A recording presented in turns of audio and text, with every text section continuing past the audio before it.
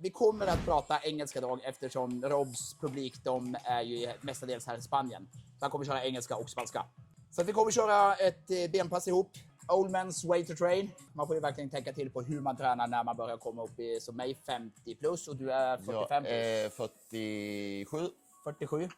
Så Yes. att vi kommer jobba mycket med kontaktkontroll och få mycket blod i benen. Inga fucking heavy duty. Men just det här och liksom inte gnälla så jäkla mycket och att det finns alltid sätt man kan träna även om man har kassa, knän, rygg, höfter. Alltså man måste hålla igång hela tiden. Alltså så länge du håller igång så kommer allt att funka bättre. Alltså. Folk vill gärna hitta sina ursäkter. Sitter du stilla så blir det ju så att det blir som ett gummiband som har legat i en byrålåda under längre tid. Visst. Så börjar du aktivera det, kanske rör dig i bästa fall och sen så fort du kliver upp eller någonting så smäller den av. Gummiband går ju av som ett torrt. Och just benträning då när man blir äldre, det är gärna det första som börjar sticka iväg. Alltså. De har även gjort mycket studier nu, har du sett det, att det finns en muskel som är den viktigaste beroende på hur länge vi kommer leva. Nej. Och det är faktiskt quadriceps. Utöver hjärtat och för din Ja, utöver hjärtat då, klart. Ja. Okej. Så de hade visat det på studier att så länge man kan hålla quadricepsen eller benen överlag, alltså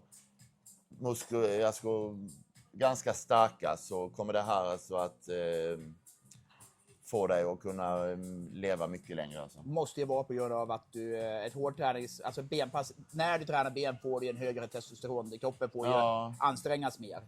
Och sen just att jag kan snacka svenska knappt alltså. Ja, du har bott just här i 23 år. Ja. Just att det skyddar kroppen om man skulle trilla och bryta en höft och sånt där. Och det är mycket det som händer med äldre också. Att bryter de en höft vid 80 år, då läker inte den mer. Alltså. Då går de under på grund av det. Benen, det håller allting lite stabilare. Vi kör idag eftersom det är ben. Det är inte ofta som jag kör pre-workout. Max en gång i veckan. Och det blir idag och det är ben. Självklart kör jag en pre-workout från Optimized Nutrition. Gillar den skarpt. Utöver det så kör vi en dubbel espresso. Det är bara för att det är gott. Old man pre-workout. Exakt. Old school. Jag startar alltid mitt gympass med en dubbel espresso. Skål! This is really good stretching for your knees. If you have problems with your knees, sit down with your feet back. And if this is not enough, then just go backwards. And this is a good stretch for your quads. One thing that's very important when you stretch before workouts, try to always stretch dynamic, not static. Because if you do a static stretch, you're gonna lose some strength because it gives a signal to the body to relax. So by saying dynamic stretching, that means with movement. For me, it's most important to open up my hips, my glutes a little. Sometimes I get tight in my lower back. So I like to really the hip flexors. I also like to do a couple of sets of hip flexors. Sometimes by training the hip flexors, it actually helps them to loosen up and relax. That way I can go really deep in my leg press and stuff like that. So hips, glutes, lower back, hamstrings. Today we're actually going to start with hip thrust. With age, if you want to save your lower back, the secret is strong glutes. The glutes are going to stabilize everything and take a lot of pressure out of your lower back. So I don't really train the glutes because I want bigger glutes. Because my glutes, they grow too much comparing to my legs. But I actually do it more for functional reasons to keep my lower back safe. So getting really strong in hip thrust and stuff like that, it's gonna save you in the long run, especially with age. So if you have back pain, it's important also to stretch your glutes. because usually Yeah. it comes from that part, that your Exactly. glutes is too short. Yeah. And And that it pulls will be- everything Yeah. from behind, and that makes the lower back really tight. Yeah, yeah. So keep everything really, really open. A good stretch that I like to incorporate always is coming down here. Sit here, open up your hips. You should be able to sit here for an hour, like this, with your heels on the floor and with your back straight. When you set up your movements, it's very important that it always, everything in the same position. Otherwise, you're gonna totally change the movement. It all depends on where do I have the bench. Because the closer I have the bench to my hip, the lighter it's gonna be. Because you're gonna get more leverage. So I've got it all set up here. I'm putting some extra plates here so it doesn't move. Always make everything as stable as possible. I go up, boom, squeeze. You see the line?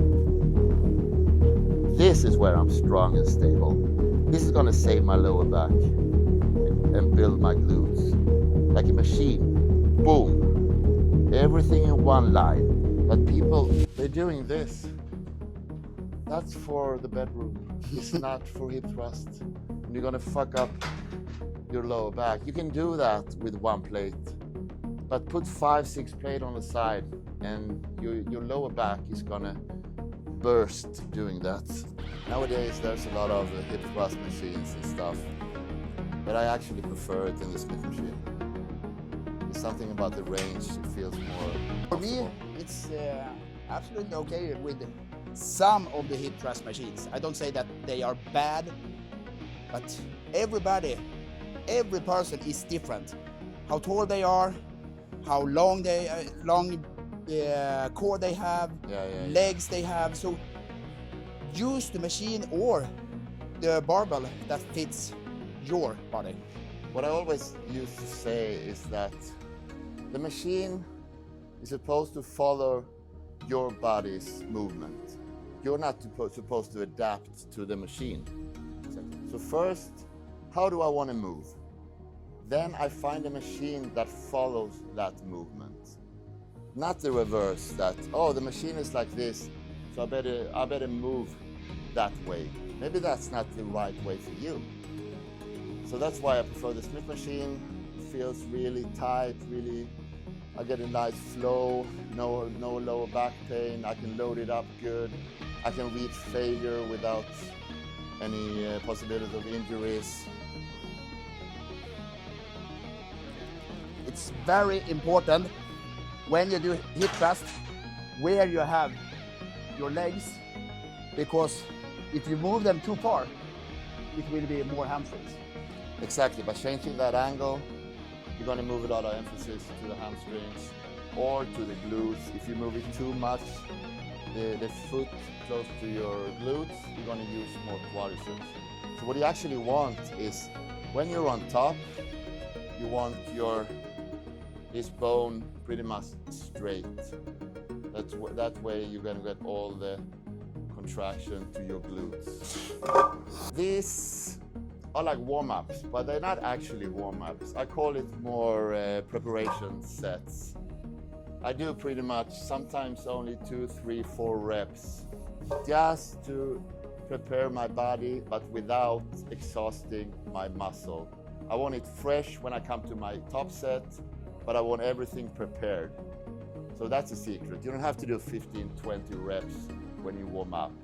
Do a couple of reps, 2, 3, 4, 5, put another plate on, another 2, 3 reps, put another plate on, then boom, you give it all. Also important that for me, I always do it because of I'm old and I need to feel that, yes, my body is with me and I have the right position, and of course I can train. If I will go heavy duty directly, if I have bad luck, bad day, I can destroy my body for years.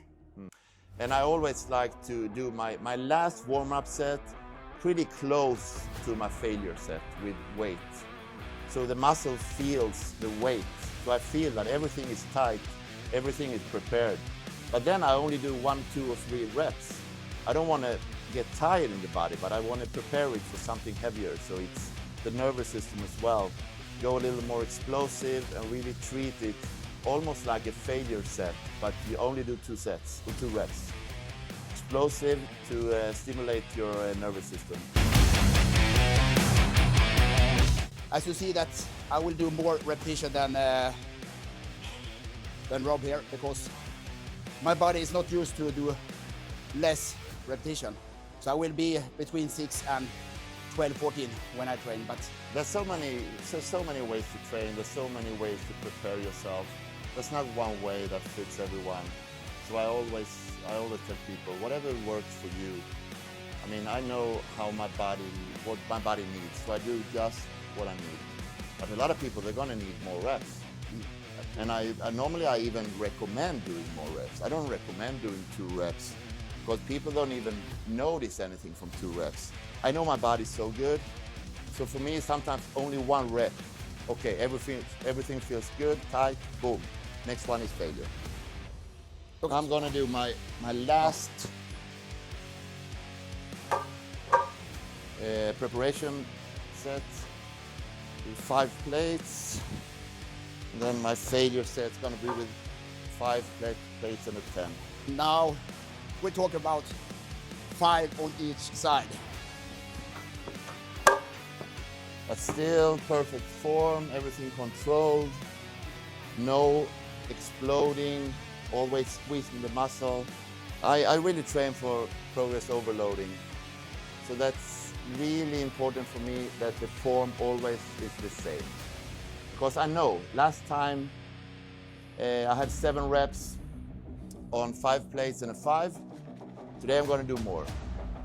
But I can fuck up my form and I can do fast reps, or maybe don't squeeze in the end and I can do 15.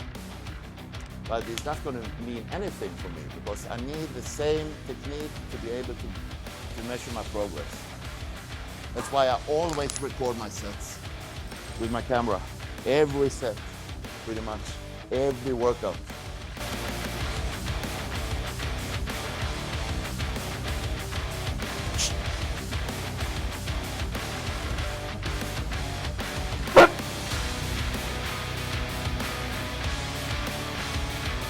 Great job, come on now. 7, nice. Boom!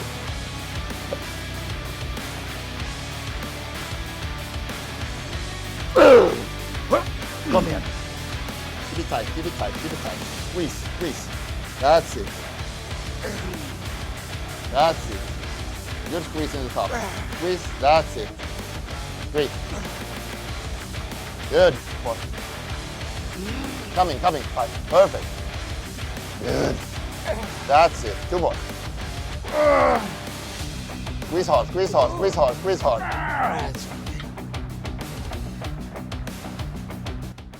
I normally only do 1 set here because I train with a lot of frequency, because I train upper lower split. So in 2 or 3 days I've got legs again. Sometimes I do a back off set. I'm going to do 1 set now because today probably we're going to do a little less exercises. So I'm going to do 1 more set here, more like a pump set, less weight. I'm not going to do the double contraction. I'm just going to keep it moving, get a lot of blood in there. If you're going to do only 1 exercise for your hamstrings, the sitting leg curl is probably the best one. Why? Because you're already starting in a stretched position. It's a good thing for hypertrophy. It's a bad thing for injuries because you have to be really careful. I actually ripped my hamstring last summer in this machine because you're starting from a stretch, so you should never explode from here. Always start slow, squeeze it, and get a good contraction. Everything really controlled. And warm up. Squeeze your back to your back. Never do like this. People are doing like this, and they're using actually your back and hips. Try to keep the core tight.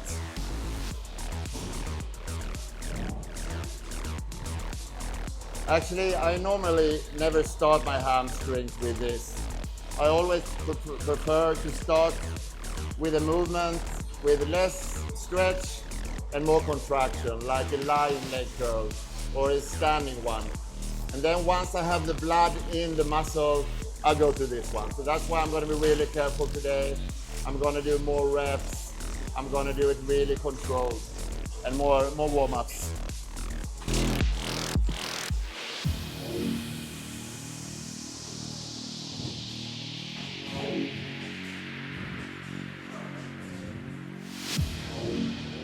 What you don't want is this that people do. They come here and they do like this. You actually take tension off the hamstrings. You want to be more lean forward. Push yourself hard. Now it's so light, so I don't have to. But normally I'm pushing hard here to make everything stable and only the hamstrings working.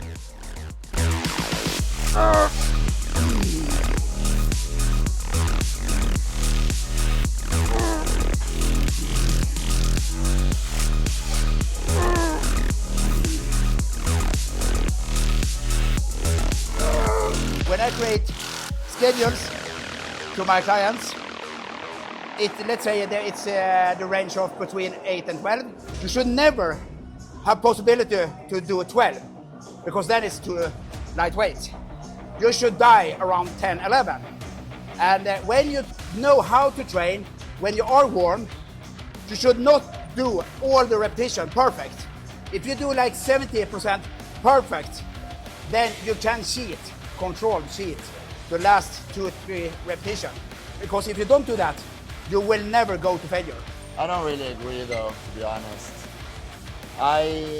It's so many different ways though.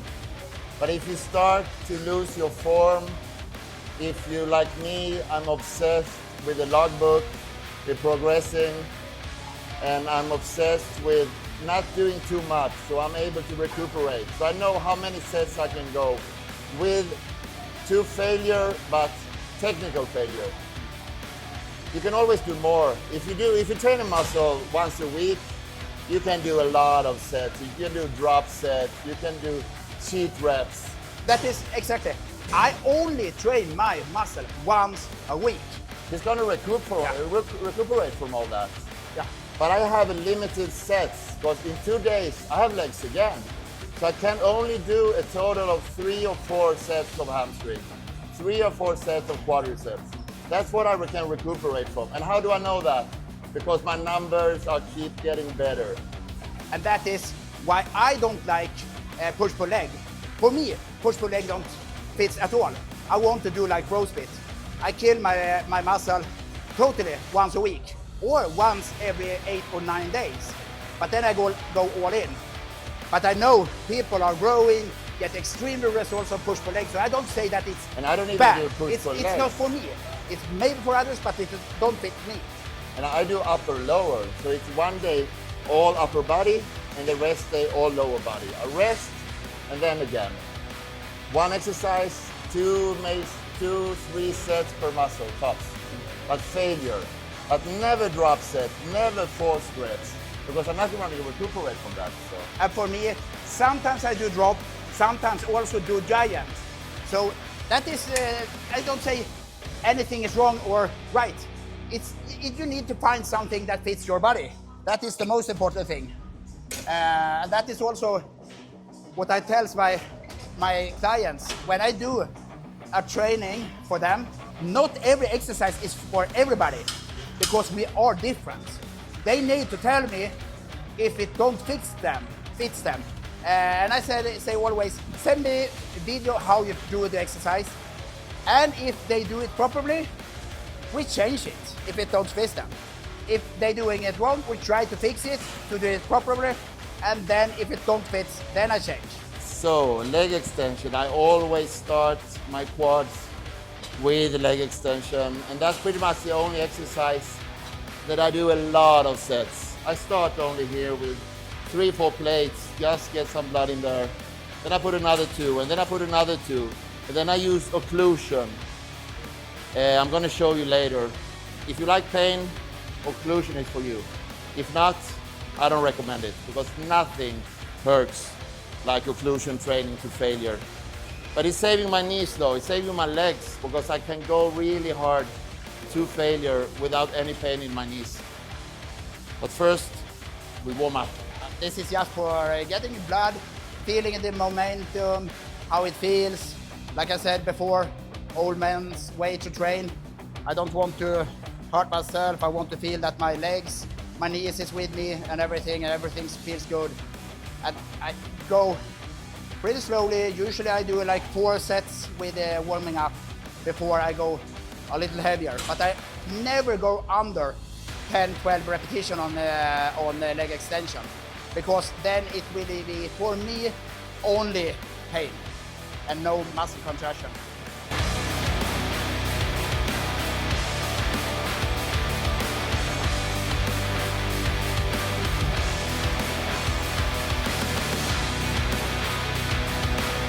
Occlusion training.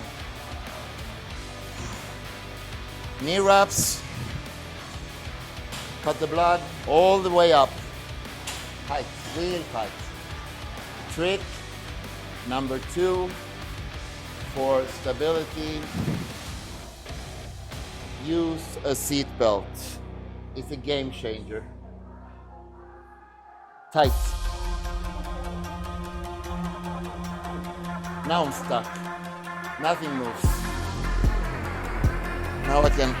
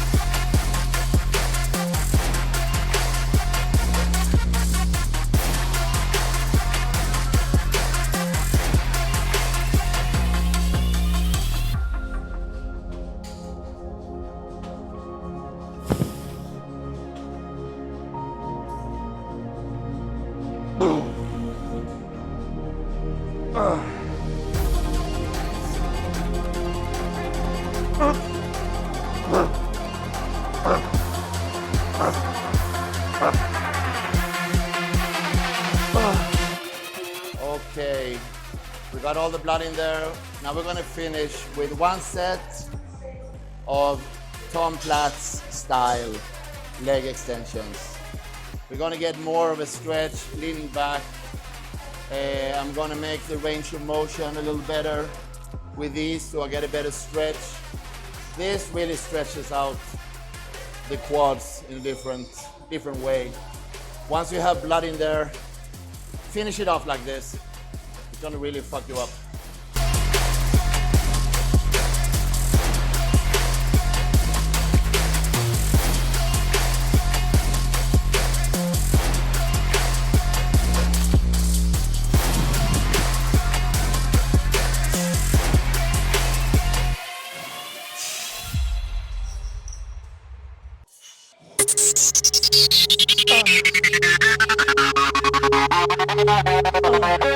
Bulgarian split squats. You can do it a lot of ways. You can hold with the same hand as you're training your leg. You can hold with the opposite. You can lean forward more. You can look for an angle, more quads. As you see here, when it comes down, you get a good angle. That's more quad focus. If you wanted more glute focus, You have it like more he would be more going back to the glute, so we get more of a stretch. Now we want to stretch in the quad. It's important when you do 1 leg at a time. Don't go from 1 leg straight to the other. Treat it as 2 sets.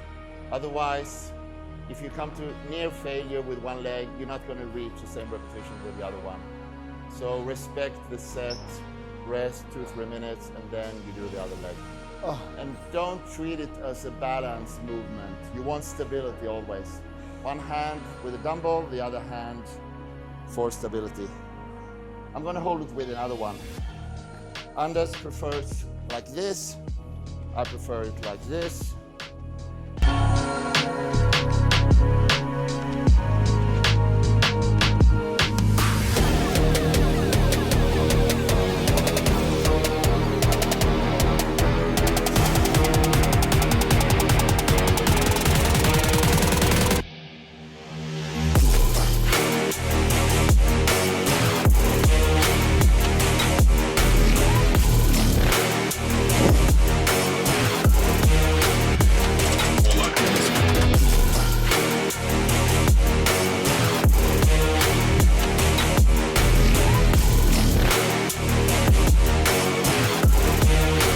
Okay, so last set.